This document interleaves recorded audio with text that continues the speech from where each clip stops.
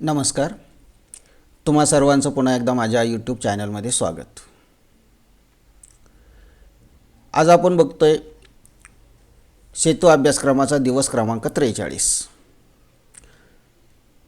आणि आज आपल्याला बघायचं आहे पायथागोरसचा सिद्धांत आणि त्या सिद्धांताचा किंवा त्या गुणधर्माचा उपयोग कसा करतात याविषयी माहिती. आता पायथागोरसचा सिद्धांत काय हे अगोदर आपल्याला माहिती असलं पाहिजे. आपण मागील काही इयत्तांमध्ये पायथागोरसचा सिद्धांत हा शिकलेलो आहोत. त्याची पुन्हा एकदा आपण उजळणी करून घेऊया. पायथागोरसचा सिद्धांत हा नेमका काय आहे. बघा, पायथागोरसचा जो सिद्धांत आहे तो आहे काटकोन त्रिकोणाच्या संबंधित.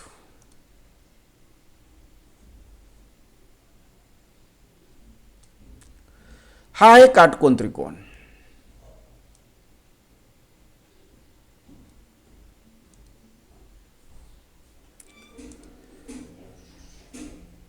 काटकोन त्रिकोण म्हणलं की त्याचा एक कोन काटकोन असतो हे आपल्याला माहिती आहे. हेही पाठीमागच्या वेळेस आपण बघितलं आहे. या त्रिकोणाला नाव देऊ आपण त्रिकोण ABC. आता काटकोन त्रिकोणामध्ये पायथागोरसचा सिद्धांत काय सांगतोय की काटकोन त्रिकोणाची जी सर्वात मोठी बाजू असते ती असते कर्ण. या कर्णाचा वर्ग उरलेल्या ज्या दोन बाजू आहे म्हणजे बाजू AB आणि बाजू BC ज्या काटकोन करतात या बाजूंच्या वर्गांच्या बेरजे इतका असतो. हा गुणधर्म आपल्याला समरूपतेचे गुणधर्म वापरून सिद्ध करता येतो किंवा प्रत्येक बाजूवर एक चौरस काढायचा, त्या चौरसांचे क्षेत्रफळ काढायचे आणि क्षेत्रफळ काढून या गुणधर्माची सत्यता आपल्याला पडताळून बघता येते. म्हणजे पायथागोरसचा जो सिद्धांत आहे तो फक्त काटकोन त्रिकोणाच्या बाबतीत आहे, इतर त्रिकोणांच्या बाबतीत नाही. मग काटकोन त्रिकोणाच्या बाबतीमध्ये जो पायथागोरसचा सिद्धांत आहे तो महत्त्वाचा लक्षात ठेवायचा आहे की कर्णवर्ग, कर्णाचा तुम्ही वर्ग केला. पायथागोरसच्या ज्या दोन बाजू आहेत ह्या दोन बाजूंपैकी एका बाजूला पाया म्हटलं जातं. समजा बाजू BC हा पाया असेल तर बाजू AB ही होईल त्याची उंची आणि हा एक कर्ण AC, पाया BC आहे आणि उंची AB आहे. तर कर्णवर्ग बरोबर पाया वर्ग म्हणजे पायाचा वर्ग करायचा आहे अधिक उंचीचा वर्ग.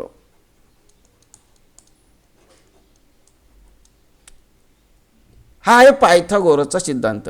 म्हणजे कोणत्याही काटकोन त्रिकोणात कर्णाचा वर्ग हा उरलेल्या दोन बाजूंच्या वर्गांच्या बेरजे इतका असतो. म्हणजेच या ठिकाणी आपल्याला सांगता येईल कर्ण आहे AC चा वर्ग बरोबर BC चा वर्ग, पाया BC आहे BC वर्ग अधिक उंची वर्ग म्हणजेच AB वर्ग. असे सिद्धांत आपल्याला सांगता येतात. असा हा पायथागोरसचा सिद्धांत आहे. आणि याचा उपयोग कशासाठी केला जातो. काटकोन त्रिकोणाची उंची दिलेली असेल, काटकोन त्रिकोणाचा पाया दिलेला असेल तर आपल्याला कर्ण काढता येतो. काटकोन त्रिकोणाचा कर्ण दिलेला असेल, काटकोन त्रिकोणाची उंची दिलेली असेल तर आपल्याला पाया काढता येतो. आणि काटकोन त्रिकोणाचा कर्ण आणि पाया यांची लांबी दिलेली असेल तर आपल्याला त्या काटकोन त्रिकोणाची उंची काढता येते. आता या ठिकाणी पाया वर्ग आणि उंची वर्ग याच्याऐवजी एका बाजूचा वर्ग अधिक दुसऱ्या बाजूचा वर्ग असं सुद्धा लिहिलं तरी सुद्धा चालेल.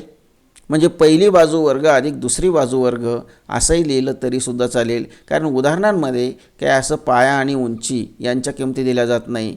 तर उदाहरणामध्ये काटकोन त्रिकोणाचा कर्ण दिलेला असेल तर त्या काटकोन त्रिकोणाची एक बाजू दिलेली असेल आणि दुसरी बाजू काढायला सांगितलेली असेल. तर अशा पद्धतीनं हा पायथागोरसचा जो सिद्धांत आहे हा सिद्धांत म्हणजे कर्णाचा वर्ग हा उरलेल्या दोन बाजूंच्या वर्गांच्या बेरजे इतका असतो. आता याचं उपयोजन कसं करायचं आहे, म्हणजेच आपल्याला याच्यावरून उदाहरणं कशी सोडवता येतात हे आपण बघणार आहोत. तुम्हाला 2 उदाहरणं दिलेली आहेत. ही दोन्ही उदाहरणं तुम्ही नीट अभ्यासा. इथं पहिला प्रश्न दिलेला आहे, काटकोन त्रिकोणात सर्वात मोठी बाजू कोणती असते? कोणती असते काटकोन त्रिकोणात सर्वात मोठी बाजू?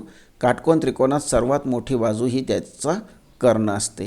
दुसरा जो प्रश्न दिलेला आहे, एका काटकोन त्रिकोणात काटकोन करणाऱ्या बाजू 11 सेंटीमीटर व 60 सेंटीमीटर असतील तर त्या काटकोन त्रिकोणाच्या कर्णाची लांबी काढायची. मग आता दुसरा जो प्रश्न आहे, ह्या दुसऱ्या प्रश्नाचं आपण म्हणजे पायथागोरसचं उपयोजन कसं करायचं आहे हे या दुसऱ्या प्रश्नामध्ये आपल्याला दिलेलं आहे. मग आता काटकोन त्रिकोणामध्ये पायथागोरसचा सिद्धांत काय आहे, म्हणजे एक बाजू दिलेली आहे, एक बाजू ती किती दिलेली आहे? 11 सेंटीमीटर. दुसरी बाजू दिलेली आहे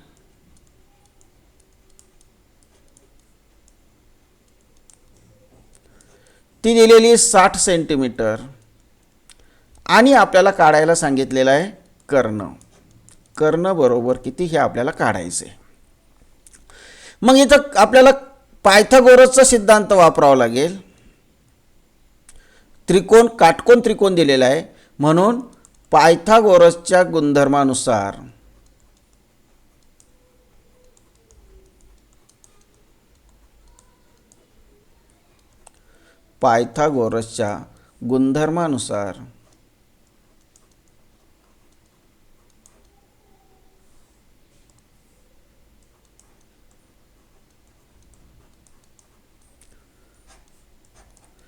काय पायथागोरसचा गुणधर्म? कर्ण वर्ग बरोबर एक बाजूचा वर्ग किंवा पहिली बाजू वर्ग अधिक दुसरी बाजू वर्ग.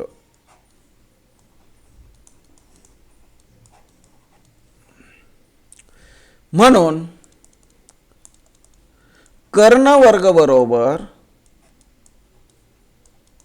एक बाजू दिलेली आपल्याला 11 म्हणजे 11चा वर्ग अधिक दुसरी बाजू दिलेली 60 म्हणजे 60चा वर्ग. म्हणून कर्ण वर्ग बरोबर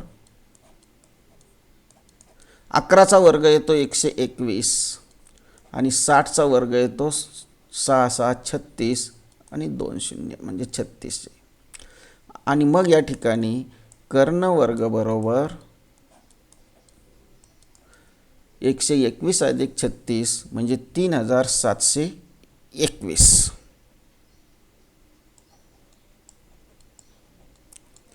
आता याचं वर्गमूळ घ्या. 3721चं वर्गमूळ 3721चं वर्गमूळ कसं काढायचं आहे तर या ठिकाणी बघा, आता मी तुम्हाला वर्गमूळ काढून दाखवतो.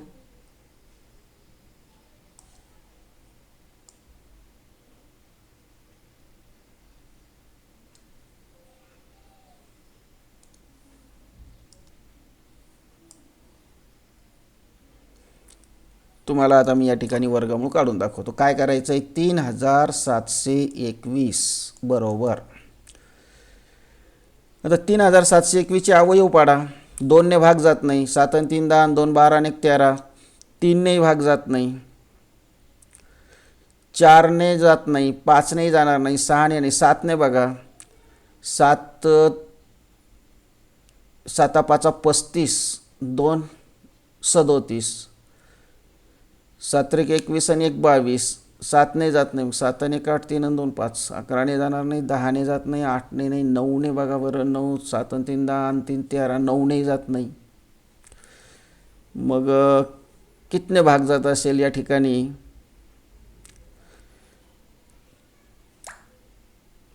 तर 7 तर 3721ला तुम्ही जर भाग देण्याचा प्रयत्न केला तर भाग जाणार नाही, डायरेक्ट 61 ने भाग जातो. 61 ने याला जर भाग दिला तर 61 सक 6 एक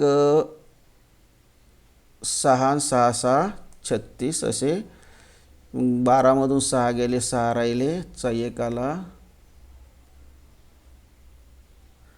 6 एक 7 गेले 0 3 3 गेले 0 आणि वरून एकाचा घेतला तर 61 एक 61 म्हणजे अशा पद्धतीनं आपल्याला 61 ने भाग जाईल डायरेक्ट. म्हणजे या ठिकाणी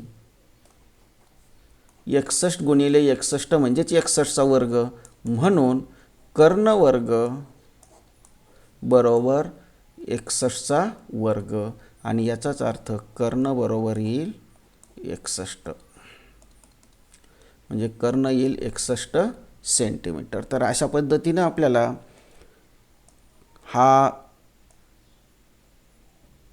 कर्ण या काटकोन त्रिकोणाचा या ठिकाणी मिळतो. त्यानंतर दुसरा जो प्रश्न दिलेला आहे, दुसरा प्रश्न आपल्याला काय दिलेला आहे बघा. दुसरा प्रश्न काय दिलेला आहे की तिसरा 9 12 15 या काटकोन त्रिकोणाच्या बाजू असतील का ते ठरवायचे. यावरून कर्णाची लांबी ठरवता येते का, कर्णाची लांबी किती असेल.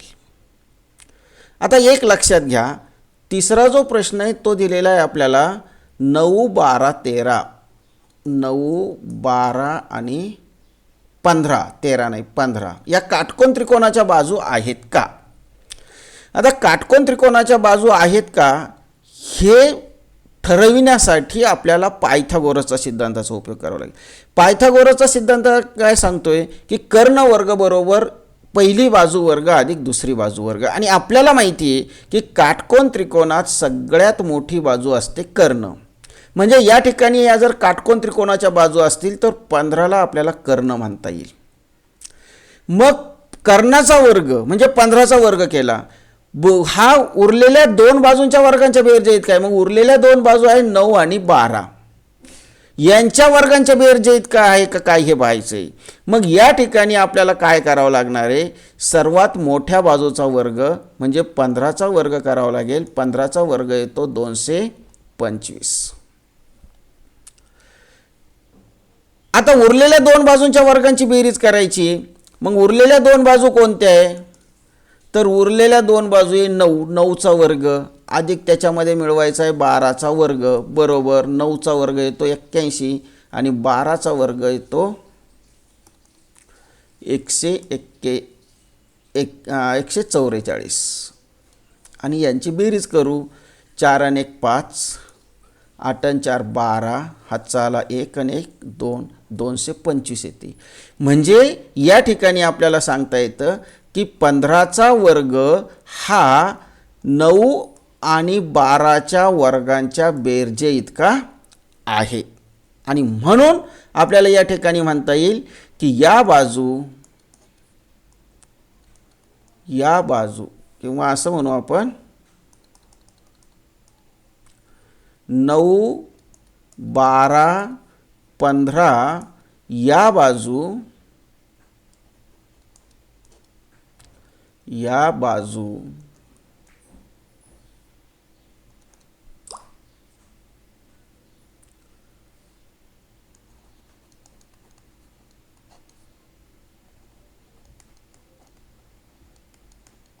काटकोन त्रिकोणाच्या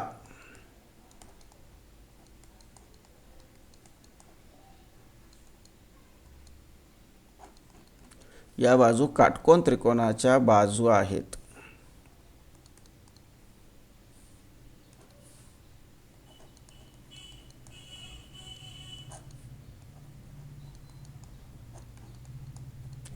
या बाजू काटकोन त्रिकोणाच्या बाजू आहेत. मग काटकोन त्रिकोणाच्या बाजू आहेत समजा, या आता काटकोन त्रिकोणाच्या बाजू झाल्या.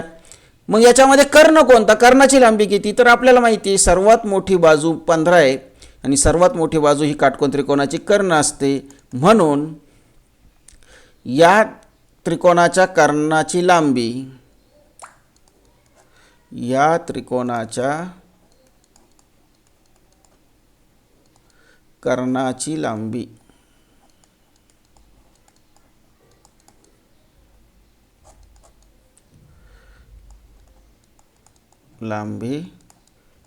15 एकक आहे.